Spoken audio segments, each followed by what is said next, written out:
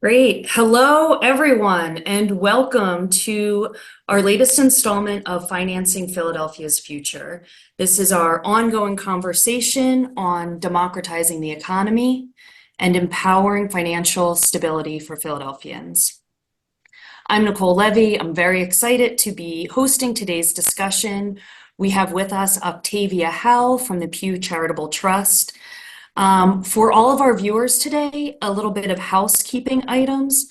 I'll remind you that this is a conversation, albeit a quick one, but please, please, please add your questions to the chat. We promise to get to as many of them as possible.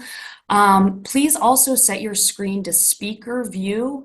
That'll help the viewing of the production. And as always, if you like today's show, please join the Philadelphia Public Banking Coalition. You can enter your email in the chat. So Octavia Howell has been very busy the past 2 weeks. She's had two studies released. The first one looks at home sale data over 2 decades here in Philadelphia. The second study, released just this afternoon, focuses on investor sales in Philadelphia. These are two very meaty topics. We are very excited to dive in on them. For the audience's benefit, let me just say that Octavia, hi Octavia, nice to see your face. Hi, Nicole. Octavia currently manages the Pew's Philadelphia Research and Policy Initiative. Before that, you were with the city's Planning Commission. You worked on geospatial analysis, community engagement, not surprising, housing. And also you are a Philadelphia native. Welcome. Thank you for joining us. I am so excited to dig into a lot of the insights, especially in the two studies that just came out the past 2 weeks. But before we get to that, I just wanted to get to know you a little bit more. You've been looking at affordable housing issues for a long time now. I'm curious, what motivates you? What motivates your research? Yeah. Sure. Thanks, Nicole, for having me on this show.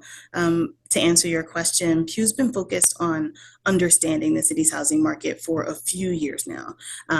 And looking at the sales market was a key gap in our understanding.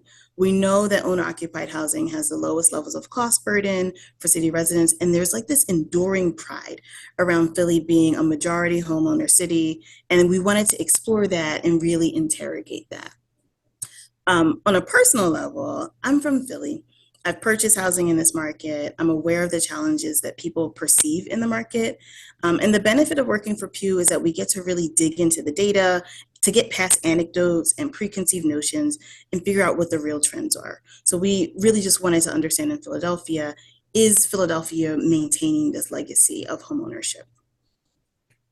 Great, thanks. It feels, as somebody who spends a lot of time reading research, it just feels really great to know that we have somebody at the helm of this analysis who actually lives and breathes in Philadelphia and knows the market intimately to bring this data to life. So let's start with the single family home sales report. I've been busy today marking it up, highlighting it. I think one of the key ideas in this report focuses on this idea of entry-level sales, entry-level home sales. Can you tell us, what are they and why are they so important? So for this research, we wanted to understand the lowest price point which a home buyer could reasonably expect to be able to purchase a home in Philadelphia using a mortgage.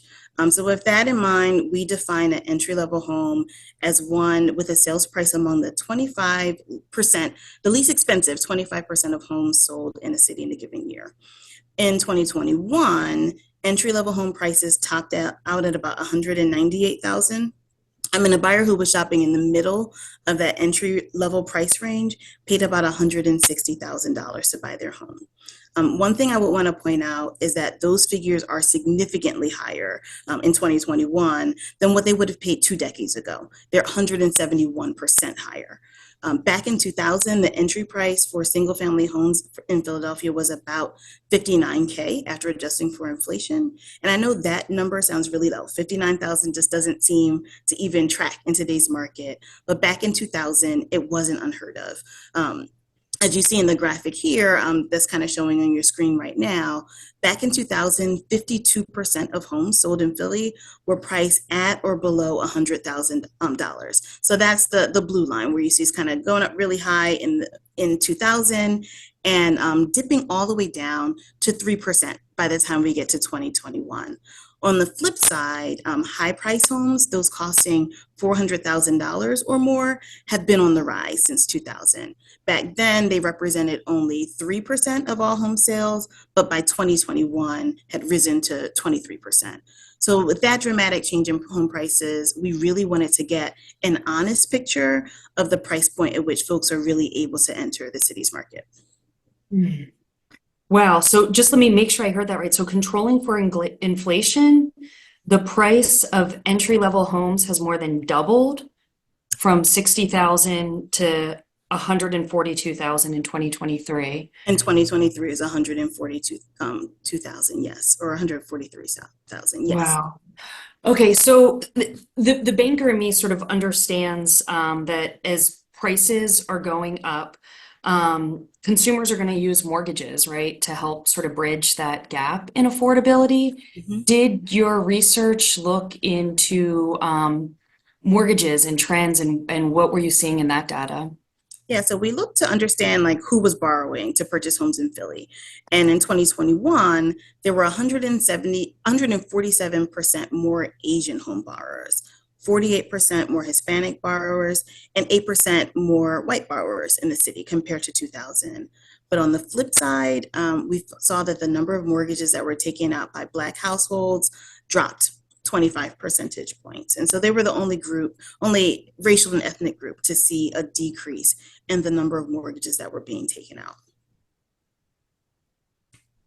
Well, it bears restating some of these findings too. So in some ways, when we look at mortgage data, uh, people applying for mortgages has become more ethnically and racially diverse, except for Black borrowers, where for that group of homeowners or borrowers, the overall, and it's both applications and even originations of mortgage loans to Black borrowers has declined over this period. So these stats are really related to originations. And so we really saw an increase in borrowing among like Asian households where it really stands out. I think when we look at that number, it's like, wow, like 147% more seems crazy, but you are seeing this not so good news when it comes to Black households. And how has that impacted home ownership rates across the city? Has that changed? And so in Philadelphia, you kind of see the same type of trend happening in the city. We see an increase in home ownership among Asians and among Hispanic households. And so just to give you those numbers, just because they're so striking to me, 238% increase in Asian home ownership. And mind you, like Asian homeowners are a small fraction of the city's homeowners, but it's a really growing sector, right? And Hispanic homeownership increased 105% over this 20-year time period. But homeownership among Black households and white households decreased. For Black households, homeownership decreased 1%, so kind of modestly. And for white homeowners, you saw a decrease of 9%. So entry-level home sales are getting fewer and far between. They're getting more expensive, and we're seeing access to mortgage for certain groups sort of restricting to at the same time. And that's showing some sort of trickle effect into home ownership rates in Philadelphia and who owns homes and what our neighborhoods look like. I want to talk about, so I guess we're looking at a little bit of these trends across communities in Philadelphia. I wonder if we can pivot into pull in some of the analysis from your investor study released today that sort of further looks at what's happening both geographically and then also how investors are playing out, maybe in particular in this entry level portion of the market. Right. So one of the key findings that we found in this report is that Investor sales make the city's housing market seem more affordable than it really is. So that's just like an overall top line finding. As a general rule, investors pay less for housing than traditional buyers. In 2021, for example, investors paid a median of $100,000 to purchase a single family home. Traditional buyers paid $265,000. Okay. The price gap between those two types of buyers was pretty consistent throughout like the 20-year time period. I mean, it fluctuated a little bit, but was largely consistent. But that skews our perception of home prices in the city. For example, if we remove sales to investors from our calculations, it causes the median price of Philadelphia home sales to rise about $57,000, and that's for 2021, from $208,000 up to the $265,000 I just mentioned. So really, investors are skewing our perception of affordability. Absolutely, yes, Philadelphia remains affordable compared to other places, compared to other cities, but not quite as affordable as we typically think because we keep investors as a part of the pool. It's more affordable to investors than it is to traditional home buyers. Did I hear that right? I mean, investors just pay less. I think one of the things that we see is that investors are buying properties that cost less money. We didn't see, and we kind of, based on the data that we had available to us, we could not see, and it really did not seem that investors were like edging out buyers, but really that they were buying in different places geographically, and we can pull that up in a second. Geographically, they were buying in different places. I think if we had seen, like, investors spent 10% less or something similar, we might think that they were spending less because they were better at the market or thriftier, but really it seems that they are shopping in different places. So this map that just was pulled up is showing the concentration of two different types of buyers. So kind of pulling back a little bit, when we did our analysis, we separated home sales into three categories of home purchasers. One, the traditional buyer. And traditional buyers are like people, you and me, who don't have any indication that they're a business, buying a home, using a mortgage. And in Philadelphia, like in that first graphic that you see here, the one with the darker shade in the Northeast and in the Northwest, if you're familiar with the geography of Philly, for me, it's on my left. That map is showing where traditional buyers are concentrated. And so you're seeing that traditional buyers are concentrated in the Northeast, Northwest Philadelphia, parts of Center City and South Philadelphia. And in that darker shade, it's showing 60% or more of all homes are going to that type of buyer. We also looked at investor buyers and cash buyers. Cash buyers are sort of a mix of what we think are home buyers and investors. But for the purposes of this analysis, largely because of the geographic distribution, we looked at investors and cash buyers together. And so a cash buyer might include an individual like me or you who purchased or who didn't use a mortgage to buy a home. We counted you as an investor if you bought a lot of homes, or if your name indicated you were LLC, or one of 200 keywords that we use. But in this map here, what you're seeing is it's almost the inverse, or it is the inverse of the first map, where investors are really concentrated in North Philadelphia, West Philadelphia, Southwest Philadelphia, and that's where they're operating and purchasing homes that are significantly lower cost than what homeowners in other parts of the city are purchasing. So I think there's two things I heard here, and I just want to and I'm looking at the study too. So you're talking about three different kinds of home sale purchasers. We have investors, traditional home buyers, and then this sort of net group of like cash purchasers, which could be some like maybe smaller investors and some wealthy traditional buyers, right? Exactly. So it's a mixed bag. Precisely. And in 2021, fully a third of all home sales in Philadelphia are now going to investors, is what you saw in the research. Yep, that's our top line. And then the 53% are going to traditional home buyers. And then spacing that out on this map is this is I have to say this is a really familiar picture to a lot of maps we see across different stories in Philadelphia. And I don't know, Tim, if we can flip to the next slide. This is when I saw your map, I went back and remembered a lot of the maps that were coming out of the 57 Blocks Coalition and the District Attorney's Office, the data lab. That was really looking at starting to pull together the correlation in the story between traditional redlining, disinvestment in the city, and pulling the thread to violence and gun violence in particular. And they pulled these maps together, and I know it's really small, but you can see that the pictures look similar, and they're really maps of they're racial maps of Philadelphia.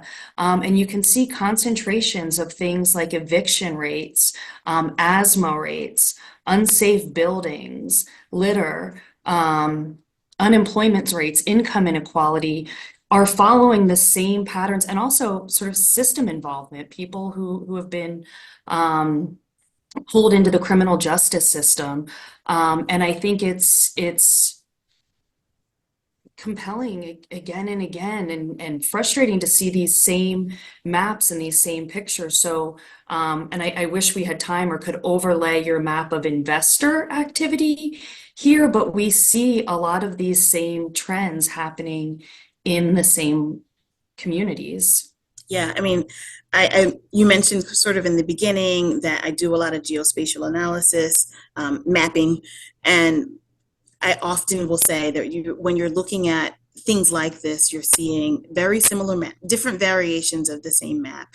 And for sure, if you were to look at a map of race as you have here, it overlays pretty significantly with where we see the concentrations of investor activity. For our analysis, we didn't try to do a one-to-one to like see like what's the proportion, but just looking at the maps, you see that that there is concentration in areas. If you shout out, North Philadelphia, West Philadelphia, Southwest Philadelphia, and the parts of South Philly, these are areas that are known to be places where you have a lot of Black homeowners living, particularly in North Philadelphia. We did a report our report on housing affordability really looked at like where homeowners own their homes free and clear. And there were a significant number of them that were in North Philadelphia. And so absolutely there's an overlap. One of the things that we don't show in a map, but we were really curious about like how it looked geographically, like to add this layer of nuance, we were curious to understand like how frequently are individual homeowners, like people, not investors, selling their homes to investors. So not investor to investor purchases, but really where are properties transferring out of the hand of individual homeowners into investors. And we found that that rate was 40%. So different than the overall city number of all sales going to investors. When you're talking about individual home sellers, 40% of them sold their properties to investor. And that rate jumps to 72%. 72% of all individual home sellers sold to investors in the areas that were shown in that darkest shade of the map. And so on balance, we learned that more homes have been flowing into the hands of investors from individual homeowners, about 130,000 over our analysis period, than are flowing the other way around from investors to homeowners. And that number was about 57,000. That is compelling. And here's where I want to take just sort of connect the data to the impact. I think anecdotally, a lot of us know that, I mean, homeownership isn't for everyone, but we know that having homeowners in community it just increases the feeling of community, of participation, of neighborhood. And so thinking about, you were saying 70% of homeowner sales in those we're seeing the move from homeowners to investors. Yes, 72%. Wow. There's a quote you have I think it's in the investor study. It says, I'm just going to read it. Investors often serve Philadelphia's housing market by securing and upgrading properties with accumulated deferred maintenance and returning those homes to the market for occupancy for new homeowners or renters, right? That's how one might like to think investors could work, but then you continue.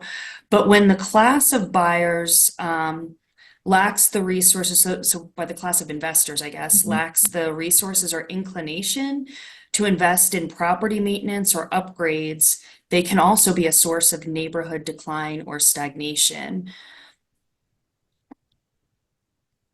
I'm just going to say yes to that. I mean, yeah, I mean, I think it's really something to think about. Like investors have a significant impact on Philly's market. I don't think there's a way to get around that.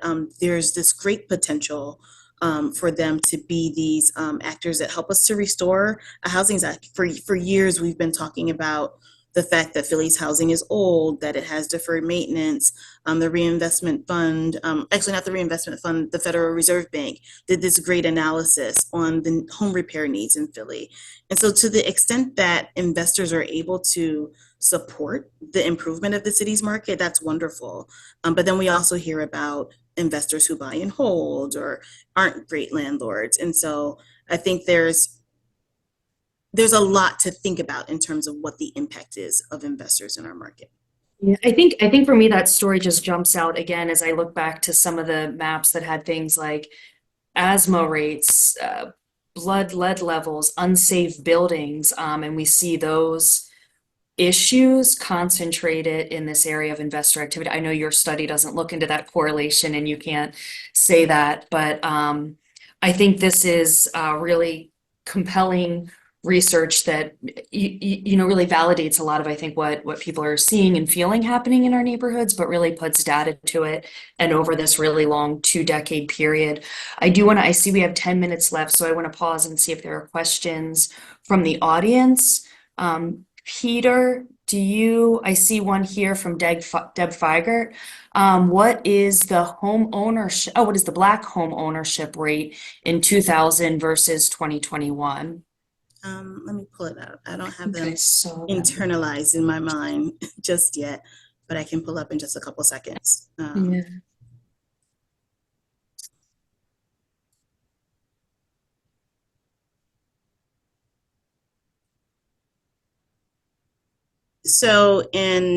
You said the Black home ownership rate? Yeah. So in 2000, the Black home ownership rate was 55%. So 55% of Black householders own their own home. By 2021, it had dropped 5 percentage points down to 50%. So I'm sorry, can you say so the home ownership rate has dropped in the city of Philadelphia for Black Not the, homeowners over. yes, for Black homeowners, dropped 5 percentage points from 55 down to 50. And are we seeing just across the board, is the home ownership rate declining in Philadelphia? Are we Oh, becoming increasingly? Overall, the homeownership rate is decreasing. The only group that didn't see, in terms of race and ethnicity, the only group who did not see a drop in Asian in homeownership, I just gave away, but are Asian households. And it's like a really compelling number. I think that the story around Asian households in the city is a one to explore a bit further. But in 2000, 40% of Asian householders were homeowners. By 2021, 63% were homeowners. So that's a 23% increase. And they were the only group, I believe, who saw an increase of homeownership around 2010 when you were seeing this big dip just because of, the impact of the Great Recession and all of those factors. So overall, yes, we're seeing a drop in homeownership from, I believe, 59% overall to 53%. Yep, 59% in 2000 to 53% in 2021 if you don't disaggregate by race or income. And all racial groups, with the exceptions of Asians, saw a decrease in their homeownership rate. This is a lot of data, a lot of numbers, and I think you all were so thorough in looking in, and especially into this body of data that focuses on home sales using deed records, as opposed to focusing just on mortgage data, which really just gives you one line of sight into this information. I do see one additional comment here in the chat. What impact does age have on distribution of home ownership?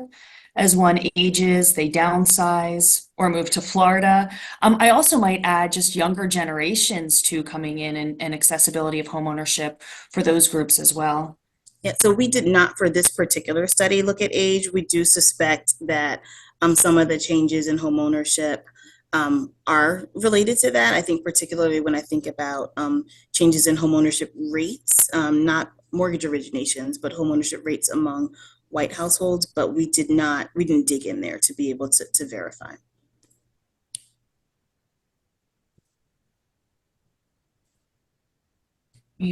So one other piece of the story that I like to share, and I don't know, Tim, if we can pull up, I think it's slide 7 in the deck, too, just as we think about just the accumulation of all of this, where we have investors concentrating in getting home sales.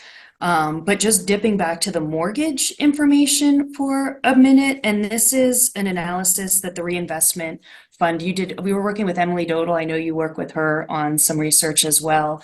Just looking at the overall dollar volume of loans invested by race and ethnicity on an annual basis, looking at mortgage dollars. And when we think of mortgages, this is ability for home ownership, for home improvements. And cutting it by race, we know that the bar on the left-hand side is the distribution of households by Black and white relatively equal. But when we look at the total dollar volume of loans given to those groups, there's nearly a $2 billion shortfall in 1 year alone. And this is, think again, access to home ownership, improvements for houses to maintain that property value. And you just exacerbate that. I imagine that $2 billion a year over your 2-decade period. We think about the lack of investments in these properties that also then make them susceptible and make them a different kind of property that are maybe prime for these investors to come in and clean up. So there's certainly a lot of threads in this story of decreasing home affordability here in Philadelphia, and your research looking into the home sales data in particular, really, and focusing on those entry-level home sales, gives a big new lens to these topics. Any other questions from the group here? On agents. Yeah, I asked, was there a change in the size of households too? Is that in some way related to home ownership? Because clearly there are a lot more rental units being built in the city, which implies smaller households. You mean household size? Household size. So we did not look at household size for this particular analysis. I think we just didn't look at it. I could guess about it, but we didn't dig in enough for me to give you an informed response. I probably could bang it up against census data, I imagine, to look at that. I think so. Well, Octavia, thank you so much for being with us today. Are there any final words you want to share about your research? Yeah, I mean, I think one thing that really hangs with me is the question of like whether Philadelphia will continue to maintain its status as a city that offers and like preserves home ownership opportunities for residents with a wide range of economic and racial backgrounds. Many of the city's existing homeowners might struggle to buy a new home in the current market, and at the same time, we're seeing homeownership levels decrease among households with incomes below 100,000. But households with incomes below 100K and people of color, households of color, represent the majority of the city's homeowners. So that kind of really makes me think about the stat you just shared. So our ability to understand their needs and the challenges they face in maintaining their homes, retaining homeownership, and passing their properties on to new homeowners, that'll really significantly influence the character of our city. So that was kind of my takeaway. It's just like, yes, who's getting in, but like, how do we think about and care for the existing body of diverse homeowners so that we can maintain this wonderful reputation that Philadelphia has. I think your research helps move us closer to a pathway for that. Thank you again for joining us. Thank you all for joining us today on Financing Philadelphia's Future. We will, I guess, stay tuned for our next installment. If we can put up the slide, there are links to Octavia's research. Of course, you can always Google them, both of the studies, home sales data in Philadelphia, and investors, the tagline, investors buy 1/3 of all single family homes in Philadelphia, Pew study out today by Octavia Howell. The links are there up on the page and should be available in the chat. Again, stay tuned for our next installment of Financing Philadelphia's Future, and thanks for being with us today. Take care.